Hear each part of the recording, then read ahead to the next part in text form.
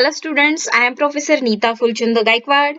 Welcome back in our free education channel English Master. My dear students and friends, आज हम learn करेंगे class 10 history and political science का lesson number 7 sports and history यानी खेल और उससे related उसका इतिहास आज हम पढ़ेंगे। इससे पहले के सारे लेक्चर्स मैंने ऑलरेडी पढ़ाकर अपलोड कर दिए हैं। I have already taught and uploaded all the lectures from lesson number 1 to 6.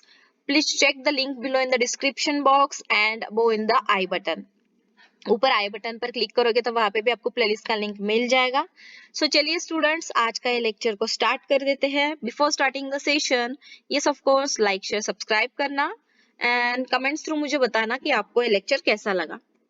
सो ये जो लेसन है, दिस लेसन हम पढ़ेंगे through the points, 7 points through. Okay, point number 7.1 रहेगा इंपॉर्टेंस ऑफ स्पोर्ट्स यानी कि खेलों का महत्व भी पहले हम लर्न करेंगे। Then point number 7.2 types of sports, खेलों के प्रकार हम पढ़ेंगे। Point number 7.3 globalisation of sports यानी कि खेलों का अंतरराष्ट्रीयकरण हम देखेंगे। 7.4 गेम मटेरियल्स एंड टॉयज यानी खेलों की सामग्री और खिलौने। Then point number 7.5 toys and history यानी कि खिलौने और उनका इतिहास हम पढ़ेंगे। 7.6 literature and movies on sports यानी खेल और उससे संबंधित साहित्य तथा फिल्में। And 7.7 sports and professional opportunities की खेल और व्यवसाय के क्या क्या अवसर है। सो चलिएगा स्टार्ट द सेशन। सो बच्चों यहाँ पर देखिएगा, ये रेसलिंग तो आपको पता है, कुश्ती। यहाँ पर आपको रेसलिंग करते हुए दो युवक दिखाई दे रहे हैं। So sports combine entertainment and physical exercise, मनोरंजन और शारीरिक व्यायाम की दृष्टि से की जाने वाली कृतियों को क्या कहते हैं? खेल कहते हैं। To play is a natural human instinct, to play is a natural human instinct यानी कि खेलना जो है वो एक स्वभाव है, प्राकृतिक आपका स्वभाव है। Hence the history of sports begin with the origin of mankind. मानव जितना प्राचीन है, खेलों का इतिहास भी उतना ही प्राचीन है, क्योंकि खेलना मनुष्य का जन्मजात स्वभाव है। और देखिए यहाँ पर various games have been played since the beginning of civilisation यानी कि मानव के प्रारंभिक समय में विविध प्रकार के खेल खेले जाते थे। सो हंटिंग का मतलब होता है शिकार करना। Hunting was indeed a way of obtaining food for the ancient people, but it was also looked upon as a game and entertainment. देखिएगा, हंटिंग यानी कि शिकार करना, जिस प्रकार शिकार करना आजीविका का साधन था, उसी प्रकार वह खेल और मनोरंजन का भी हिस्सा था। The ancient Indian literature and epics mention various games such as games of dice, wrestling, horse and chariot races and chess. देखिए यहाँ पर भारत के जैसे कि पहले हमने पढ़ा कि ये जो हंटिंग का प्रकार है, ठीक है, शिकार, तो वो खेल और मनोरंजन का भी हिस्सा था। लेकिन भारत के प्राचीन साहित्य और महाकाव्यों में, एपिक्स एंड लिटरेचर में, जो डाइस का गेम है यानी कि द्यूत उसको कहते हैं, रेसलिंग यानी कुश्ती है, हॉर्स एंड चैरियट यानी रथों और घोड़ों की दौड़, एंड चेस का मतलब होता है शतरंज, इस तरह के खेल खेले जाते थे। इनका उल्लेख आपको इतिहास में मिलेगा। चलिएगा, डू यू नो बच्चों, क्या आपको पता है students, there are a number of training centres for wrestling and other sports. देखिए कि ट्रेनिंग सेंटर्स जो है किस बात के लिए है? These are the training centres for wrestling यानी कि कुश्ती के लिए और अदर स्पोर्ट्स के लिए। सो पहला जो है व्यायामशाला ऑफ फेमस रेसलर जुम्मा दादा एंड मानिक राव वडोदरा की, जुम्मा दादा और मानिक राव की जो व्यायामशाला है, जो अखाड़ा है, वो कहाँ पर है? वडोदरा में है, जो फेमस है। यहाँ पर आपको रेसलिंग का प्रशिक्षण मिलेगा। देन सेकेंड वाला जो है क्रीड़ा विद्यापीठ पटियाला, पटियाला का क्रीड़ा विश्वविद्यालय। थर्ड वाला जो प्लेस है वो है स्वर्णिम गुजरात स्पोर्ट्स गांधीनगर। फोर्थ है खासबाग तालीम एंड मोतीबाग तालीम कोल्हापुर, जो महाराष्ट्र में है। नंबर 5 हनुमान व्यायाम प्रसारक मंडल अमरावती, जो महाराष्ट्र में है। एंड नंबर 6 श्री शिव छत्रपति क्रीड़ा संकुल बालेवाड़ी पुणे जो महाराष्ट्र में आता है। सो ये जो 6 प्लेसेस है यहाँ पर आपको रेसलिंग का ट्रेनिंग और बाकी के खेलों का भी ट्रेनिंग मिलता है। और एक चीज आपके लिए है, sports and Greeks is a very ancient equation. खेल और ग्रीक लोगों के बीच का संबंध प्राचीन समय से है। The Greeks were the first to standardise the rules of sports and organise them systematically. क्या आपको पता है ग्रीकों ने खेलों को नियमित और सुसंगठित स्वरूप प्रदान किया। They started sports competitions of discus throw, horse and chariot races, wrestling and boxing etc. तो ये जो ग्रीक लोग थे उन्होंने दौड़, थाली फेंक, रथोर घोड़ों की दौड़, दंगल, मुक्केबाजी जैसे खेलों के मैचों का शुरुआत किया। The ancient event of Olympic competition used to be held at Olympia, the ancient Greek city. क्या आपको पता है बच्चों की प्राचीन ओलंपिक खेल प्रतियोगिताओं का आयोजन ओलंपिया इस ग्रीक शहर में किया जाता था। To be able to participate in Olympics and be winner is suppose to be a great honour for sports persons. और इन प्रतियोगिताओं में प्रतिभागी बनना और विजय प्राप्त करना बहुत ही सम्मान की बात समझी जाती है। अभी हम पढ़ेंगे point number 7.1 importance of sports, खेलों का महत्व। To play game is very important for us. खेल खेलना हमारे जीवन में बहुत ही महत्वपूर्ण है। It enables us to overcome suffering and worries. जीवन में जो दुख है, जो चिंताएं हैं, उसको भुला देने की जो क्षमता है वो खेलों में है। Games help us to relax and refresh our minds. खेल मन भलाने और मन को ताजगी तथा स्फूर्ति से भर देने का काम करते हैं। Games which involve lot of physical activities provide good exercise as well। और यहाँ पर देखिएगा कि जिस खेल में बहुत ज्यादा फिजिकल एक्टिविटी होता है, शारीरिक गतिविधियां जब जहाँ पर करनी पड़ती है, उन खेलों के कारण खिलाड़ियों का व्यायाम होता है, एक्सरसाइज होती है। Games help in building a टेनाशियस and strong body. खेल खेलने से और एक परिणाम अच्छा होता है कि स्वस्थ और जो अच्छी सेहत है तो वो खेलों के सहायता से हमें मिलती है। Playing games also help us in developing courage, determination and sportsmanship। खेल खेलने से देखिएगा बच्चों क्या होता है, मानसिक धैर्य, जीवटता और खिलाड़ीपन जैसे गुण वृद्धिंगत होते हैं। Games needing collective participation help us to develop a sense of cooperation and team spirit। और इसी के कारण सामूहिक खेल खेलने से पारस्परिक सहयोग और मेलजोल की भावना विकसित होती है। It also helps in developing leadership और इसी से ही नेतृत्व गुणों का भी विकास होता है। 7.2 हम पढ़ेंगे टाइप्स ऑफ स्पोर्ट्स। अभी खेलों के कुछ प्रकार हम देखेंगे।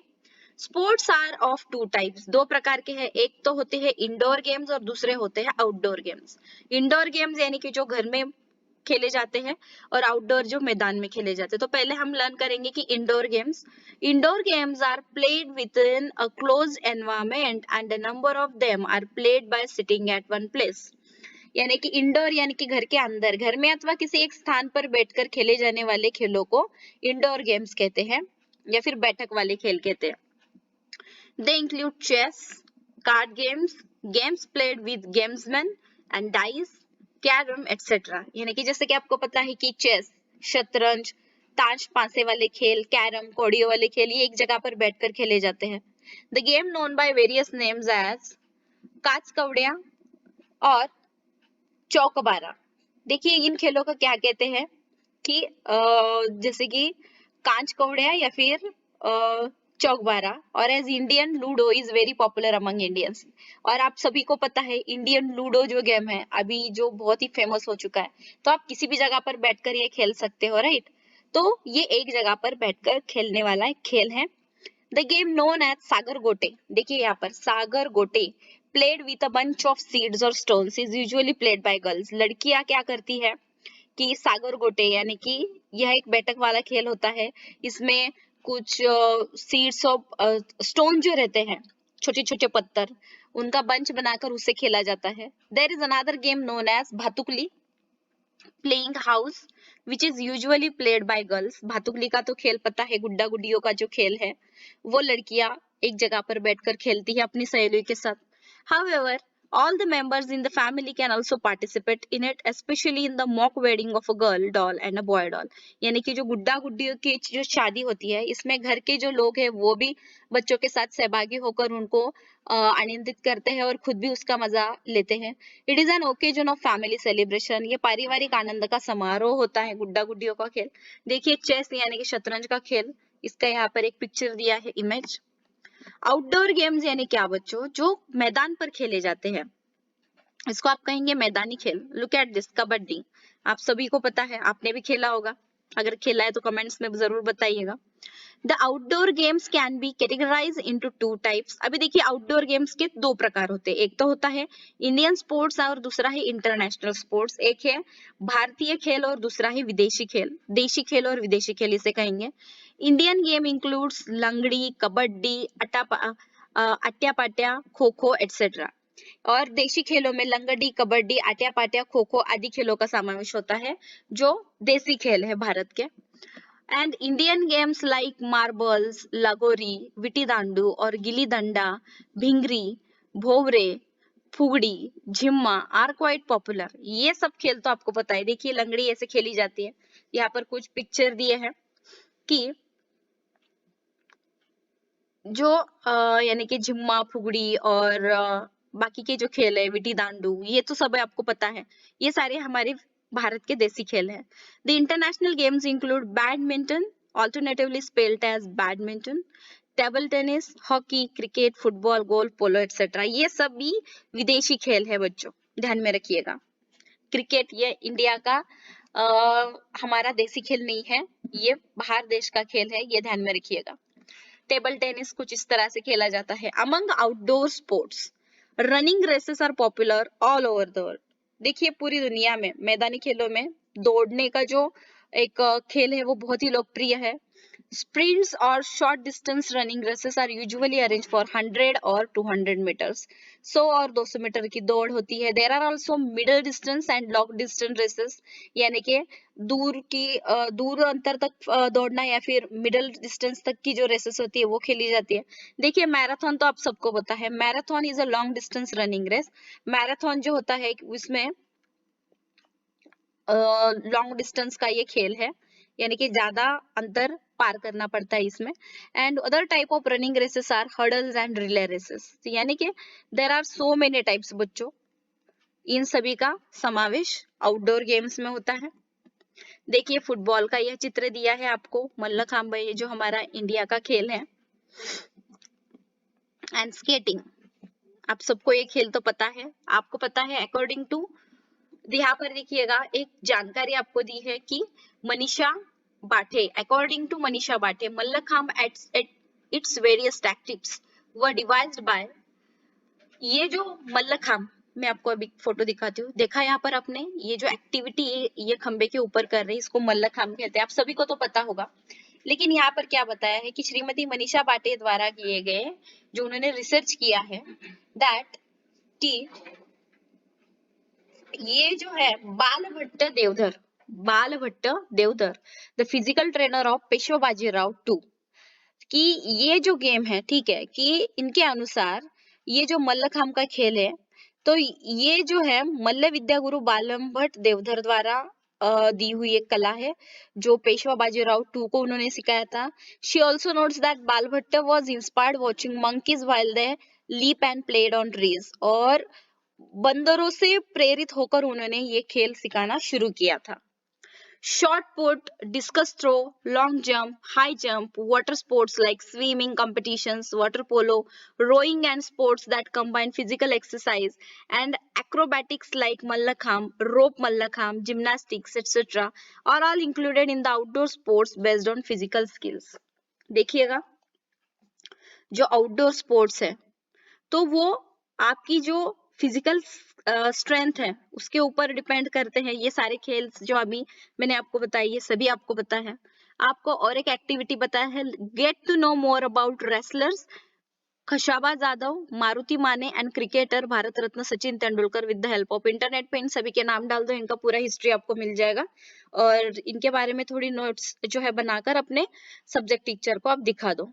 अभी देखिए बच्चों की, जिस तरह से हमने इंडोर आउटडोर गेम्स देखे तो एडवेंचरस गेम्स भी होते हैं। यस, आइस स्केटिंग है, स्काइंग है, देन आइस हॉकी है। These are popular games that require balancing skills. Ice skating यानी बर्फ पर स्केटिंग, जो आपने वीडियोस देखे होंगे अलग अलग प्रकार के, स्काइंग, आइस हॉकी है, ये सब पॉपुलर गेम्स हैं। इसमें बैलेंस यानी कि आपका बैलेंस बहुत ही यहाँ पर मैटर करता है, उसकी जरूरत यहाँ पर होती है। Then there are many other adventurous games which include rock climbing, then gliding, auto racing, cars and motor bikes. जो आप स्पोर्ट्स चैनल पर अलग अलग स्पोर्ट्स अगर आप एक दिन टाइम देखकर देखोगे तो ये सारे गेम्स आपको वहां पर देखने के लिए मिल जाएंगे बच्चों, आप जरूर देखिएगा। स्पोर्ट्स कॉम्पिटिशन्स यानी कि खेल की प्रतियोगिताएं यहाँ पर है। Sport competition of various type is a world wide phenomenon, यानी कि संपूर्ण विश्व में जो खेल प्रतियोगिताएं होती है तो उसको मान्यता तो प्रदान की गई है। एंड स्पोर्ट कॉम्पिटिशन्स लाइक देखिए Olympics, Asian Games also known as Asiad, Paralympic और Special Olympic for disabled people, cricket World Cup etcetera are organised on regular basis. यानी कि आप सबको पता है ओलंपिक एशियाई दिव्यांगों का ओलंपिक रहता है, उसके बाद वर्ल्ड कप तो हम सभी को पता है, हॉकी, दंगल, शतरंज, ये सब खेले, इनकी प्रतियोगिताओं का आयोजन वर्ल्ड लेवल पर किया जाता है, ग्लोबल लेवल पर। Also international competitions for many other sports like hockey, wrestling, chess organised on a grand scale. In India देखिए अभी भारत में hockey and cricket are very popular. Bharat में कौन से दो खेल पॉपुलर है, एक तो हॉकी और दूसरा cricket. Hockey is our national game. देखिएगा, अगर किसी बच्चे को पूछ लिया जाए कि which is India's national game, तो 80% बच्चे तो फिर यहाँ पर क्रिकेट ही बोल देते क्योंकि क्रिकेट की क्रेज ही उतनी है।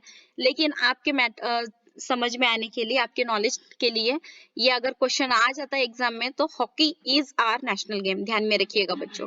Competitions of all this games are organised at local, city, taluka, district, state, national and international level.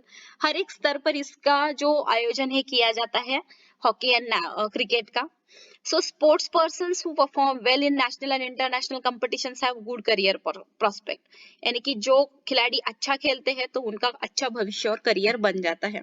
अगर आपको भी खेल में इंटरेस्ट है तो आप भी अपने स्किल्स डेवलप कर सकते हो प्रॉपर ट्रेनिंग लेकर। आपके लिए और एक इंफॉर्मेशन है, that is major Dhyanchand, an expert player of hockey, was also the captain of the Indian hockey team. कि मेजर ध्यानचंद भारतीय हॉकी के खिलाड़ी और टीम के कप्तान थे। Indian hockey team won a gold medal in 1936 at Berlin Olympics under his captaincy. So उनके नेतृत्व में 1936 में भारतीय हॉकी टीम ने बर्लिन ओलंपिक में स्वर्ण पद जीता था। He was also part of the previous Indian hockey teams in 1928 and 32, which played at Olympics and won gold medals. देखिए ओलंपिक में भी उनकी कैप्टनशिप में खेलकर हमने गोल्ड मेडल जीता है इंडिया ने। And 29th August, the birth date of Dhyanchand is celebrated as a national sports day in India. तो भारत में नेशनल स्पोर्ट्स डे राष्ट्रीय लेवल पर 29 अगस्त को मनाया जाता है, जो मेजर ध्यानचंद जी का जन्मदिन है। He was known as the Wizard of Hockey. तो उन्हें विजार्ड ऑफ हॉकी यानी हॉकी का जादूगर करके भी प्रसिद्ध है। He was honored with the Padma Bhushan in 1956. 1956 में उनको पद्म भूषण से सम्मानित भी किया गया था।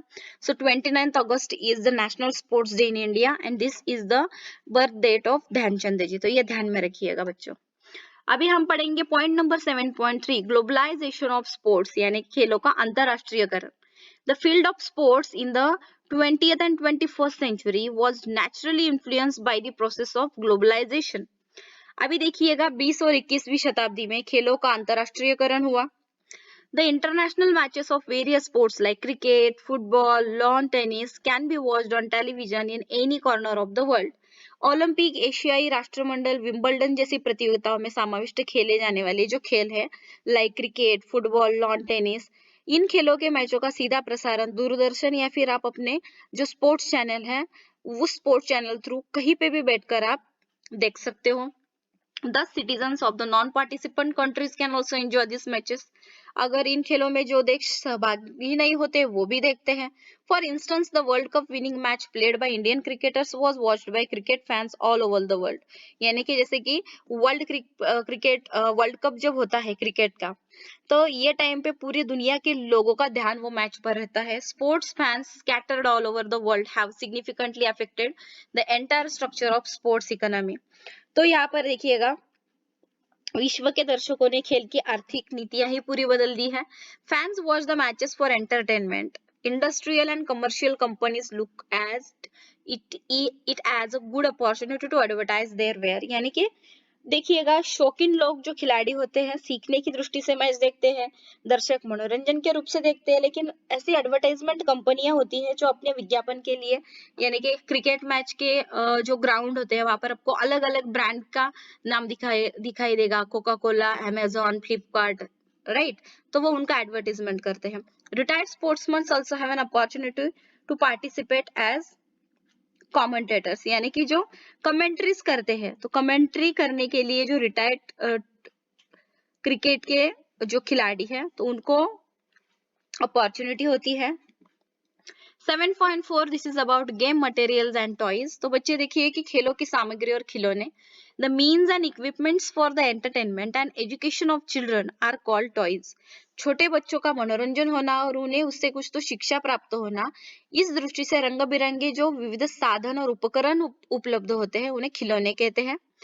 Clay toys have been found in archaeological exhibition. यानी कि प्राचीन स्थानों पर हुए उत्खनन में मिट्टी के खिलौने, यानी कि मिट्टी से बनाए गए खिलौने पाए गए हैं। दिस टॉयज वर फैशन इधर बाय हैंड्स और बाय यूजिंग मोल्ड्स। एक तो ये खिलौने हाथ से अथवा सांचे में बनाए जाते हैं। Dolls are mention in the ancient India literature. प्राचीन समय में भारतीय साहित्य में डॉल्स यानी पुतलियों का उल्लेख मिलता है। A Sanskrit play by Shudraka is named as Mrichchhakatika. It means a clay card. देखिए, शूद्रक के नाटक का जो नाम था वो था मृच्छकटिक और इसका अर्थ मिट्टी की गाड़ी है। सो ये भी खिलौनों से रिलेटेड है। क्या आपको पता है बच्चों, कथा सरिता सागर has very interesting description of games and toys. So कथा सरित सागर ग्रंथ में अनेक मनोरंजक खेल और खिलौनों का वर्णन है। There are descriptions of flying dolls. So इसमें उड़ने वाली लकड़ी की गुड़ियों का भी वहां पर वर्णन किया है। It mentioned that on pressing a key some dolls used to fly, some used to dance and some used to make sounds. यानी कि जो उनका प्रेस बटन है वो दबाने पर कुछ गुड़िया ऊपर उड़ती हैं, तो कुछ नाचती हैं, कुछ आवाज निकालती है। इस तरह से इस पुस्तक में आपको ये वर्णन मिलेगा। लेट अस फाइंड आउट, चलिएगा थोड़ा सा एक्टिविटी। इन इंडिया, भारत में there are regional traditions of making dolls, की पहले भारत के अनेक भागों में लकड़ी की गुड़िया बनाई जाती थी। The wooden dolls made in Maharashtra were known as Thakki. यानी कि ठगी इसको बोलते हैं, इसको प्रोनाउंस आप करेंगे ठगी। ओके, कि महाराष्ट्र में जो गुड़िया बनाई जाती है तो उसे ठकी नाम से वो जानी जाती है। Let us find about other region where dolls were made और आर स्टिल बीइंग मेड। तो हर एक रीजन में क्या नाम से गुड़ियों को, डॉल्स को बोलते हैं, उनके लिए क्या वर्ड्स है वो आप ढूंढ के निकालिएगा एंड उसका लिस्ट बनाइएगा। ओके, सो चलिए let's learn 7.5 toys and history. अभी हम खिलौने और उनका इतिहास लर्न करेंगे। Toys can throw light on history and technological development. खिलौनों से हमें इतिहास और तकनीकी विज्ञान इनका पता चलता है। We can also get a glimpse of religious and cultural traditions through them. और इसकी मदद से हमें धार्मिक और सांस्कृतिक परंपराओं का भी परिचय होता है। As a part of traditional Diwali celebrations in Maharashtra, model forts are made. देखिएगा, दिवाली में महाराष्ट्र में किले बनाए जाते हैं जो कि मिट्टी से बनाए जाते हैं। Clay images of Chhatrapati Shivaji Maharaj and his soldiers and also people and animal are placed on this model fort. जैसे कि आपको पता है, दिवाली में किला बनाकर वहां पर छत्रपति शिवाजी महाराज जी का जो पुतला होता है मिट्टी से बनाया हुआ, उसके बाद उनके जो सोल्जर्स है, सैनिक है, एंड अलग अलग जो छोटे मोटे एनिमल्स है, लोग जो है, उन ये सब बनाकर उनका पूरा राज्य वहां पर सजाया जाता है। This tradition keeps the memory alive of the important role of forts in the history of Maharashtra. इससे हमें देखिएगा महाराष्ट्र का इतिहास जिन किलों गढ़ों के कारण निर्मित हुआ उस इतिहास का हमें यहाँ पर स्मरण करने का यह एक माध्यम है। An ivory doll made by Indian craftsmen was found in the excavation of Pompeii and ancient in Italy. Italy के पोम्पेई शहर में हुए उत्खनन में एक भारतीय हस्तितंत्र से बनाई हुई गुड़िया पाई गई। So it is dated to 1st century CE. This artifact throws light on the Indo-Roman trade relations. देखिए कि यह गुड़िया पहली शताब्दी की होनी चाहिए ऐसा इतिहासकारों का अनुमान है और इसके आधार पर भारत और रोम के बीच चलने वाले जो व्यापारिक संबंध थे इनका अनुमान लगाया गया। Thus, toys found in archaeological excavation can tell us about cultural context between nations in ancient times. तो इसके आधार पर देखिएगा इसी वजह से उत्खनन में पाए गए खिलौने प्राचीन समय में विभिन्न देशों के बीच के पारस्परिक जो व्यापारिक संबंध थे उस पर प्रकाश डालते हैं। उससे हमें वो इंफॉर्मेशन वो हिस्ट्री पता चलती है। 7.6 this is about literature and movies on sport. तो देखिएगा खेल से संबंधित साहित्य और फिल्में तो है। Publishing of books and encyclopedias of sport is a newly developing enterprise. खेल और उससे जुड़ा साहित्य यह एक नया ज्ञान शाखा है। The history of mallakhamb has been recently published. देखिएगा कि मल्लखांब से रिलेटेड जो इतिहास है अभी अभी मराठी भाषा में मल्लखांब का इतिहास प्रकाशित हुआ है। And there is an encyclopedia on the subject of exercise. Some years ago there was a sport magazine named षटकार। देखिएगा कुछ सालों पहले षटकार नाम से एक स्पोर्ट्स मैगजीन निकला है। There is simple literature available in English on sports. English में भी ये लिटरेचर अवेलेबल है। Some television channels are exclusively devoted to sports. Sports channel जो होते हैं तो उस पर सिर्फ स्पोर्ट्स ही आपको दिखाई देता है तो वो सिर्फ स्पोर्ट्स के लिए डिवोटेड है। Recently, some movies on sports and biography of players have been released in various languages. देखिएगा कि अभी जो आपने मूवीज देखी होगी जो बायोग्राफी यानी कि जो खेल में जो माहिर लोग थे, ठीक है, जो स्पोर्ट्स पर्सन थे उनकी जिंदगी पर ये खेलों की जो हिस्ट्री है, ठीक है, उन्होंने जो कुछ भी काम किया है तो उससे रिलेटेड बायोग्राफिकल जो मूवीज है वो बनाई गई। For instance the films Mary Kom and Dangal. Mary Kom is the first Indian female boxer to participate in the Olympics and to win a bronze medal. देखिएगा बच्चों कि मैरी कॉम जो थी वो पहली महिला है जिन्होंने बॉक्सिंग में ओलंपिक्स में भारत को ब्रॉन्ज मेडल जीत के दिया था। तो इसके ऊपर एक जो फिल्म निकली थी उसमें प्रियंका चोपड़ा ने लीड रोल किया था। दंगल तो आपको पता है आमिर खान जी की मूवी है। Is based on the life story of Phogat sisters who were the first Indian female wrestlers to win gold medals at various international competitions. यानी कि जो फोगट सिस्टर है, फोगट बहनें जो प्रथम महिला कुश्ती पहलवान के रूप में जानी जाती है, उनकी जिंदगी पर ये मूवी आधारित है। ये दोनों फिल्में जो है दंगल एंड मैरी कॉम, अभी भी जो जो नई नई फिल्में निकली है उससे हमें क्रिकेट या फिर बाकी के जो खेल है उससे रिलेटेड जितने भी स्पोर्ट्स पर्संस है उनसे रिलेटेड इंफॉर्मेशन हमें मूवीज के थ्रू इस तरह से मिलती है। षटकार नाम की जो एक मैगजीन है इससे भी खेलों की जानकारी मिलती है। उसके बाद जो स्पोर्ट्स के चैनल है स्पोर्ट्स चैनल थ्रू भी हमें ये सब इंफॉर्मेशन मिलती है। So this is the best way to get the knowledge about this thing. The process of making a movie require deep study of the particular period of the movie, story, language, dressing style, social life, etc. अगर कोई movie बनानी भी है, film का निर्माण करते समय उस फिल्म का जो टाइम पीरियड है, उसके बाद उस टाइम पे बोली जाने वाली जो भाषा है, जो ड्रेसिंग सेंस है, उन लोगों का एकदम डीपली एनालिसिस करके वो मूवी बनानी पड़ती है। Students of history are well train to do research of this kind. History के स्टूडेंट्स इस सब्जेक्ट पर रिसर्च करके भी अच्छी तरह से जो है अपना योगदान दे सकते हैं। Knowledge of history of sports is also essential for writing articles in various publications like encyclopedia, newspaper, sports magazine etc. अगर आपको स्पोर्ट्स में इंटरेस्टेड है तो अगर आप यहाँ पे भी करियर कर सकते हैं अपना एज अ रिसर्चर करके। हिस्ट्री में अगर आप रिसर्च करते हो स्पोर्ट्स रिलेटेड तो आपने जो रिसर्च किया हुआ सामान है, जो आर्टिकल्स है, जो इंफॉर्मेशन है वो encyclopedia, newspaper, sports magazine through publish करके भी आप अपना टैलेंट दिखा सकते हो बच्चों। अभी हम देखेंगे 7.7 स्पोर्ट्स एंड प्रोफेशनल अपॉर्चुनिटीज के खेल के दुनिया में क्या क्या आपको अपॉर्चुनिटीज है, आप क्या व्यवसाय के अवसर है, खेल के अवसर है. Although sports and history appears to be distant as subject, there is a close tie between them. Students of history can find many opportunities in the field of sport journalism. देखिए बच्चों कि sport journalism यह जो एक course है तो इसमें आप अपना करियर बना सकते हो. इतिहास के विद्यार्थियों को खेल कूद के क्षेत्र में अनेक अवसर उपलब्ध है.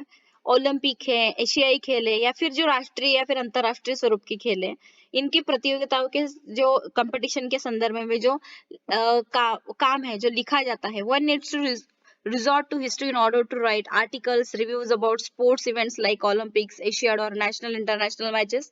तो उसका जो है निरीक्षण करना, उसका रिसर्च करना, इसके लिए हिस्ट्री के जो रिसर्चर्स है उनकी हेल्प लेनी पड़ती है. तो आप एज अ हिस्ट्री रिसर्चर करके भी अपना करियर सेट कर सकते हो.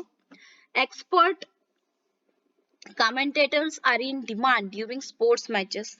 देखिएगा जैसे कि आप सबको पता है कि खेल प्रतियोगिता के चलते उन खेल प्रतियोगिताओं का पूर्ण निवेदन करने का, समीक्षा पूर्ण निवेदन करने अथवा आंखों देखा हाल बताने के लिए जो तज्ञ लोग हैं उनकी आवश्यकता होती है.